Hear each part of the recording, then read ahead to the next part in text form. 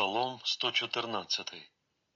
Люблю я Господа, бо Він почув голос мій у благаннях моїх, бо Він нахилив своє ухо до мене, і я кликатиму в свої дні. Болі смерти мене оточили, і знайшли мене муки Шеолу, нещастя та смуток знайшов я. А я в ім'я Господа кличу: о Господи, визволиш душу мою. Господь милостивий та справедливий, і наш Бог милосердний.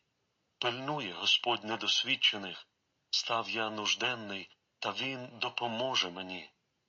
Вернися, о душе моя, до свого відпочинку, бо Господь робить добре тобі. Бо від смерти ти визволив душу мою, від сльози моє око, ногу мою від спотикання. Я ходитиму перед обличчям Господнім на землях живих.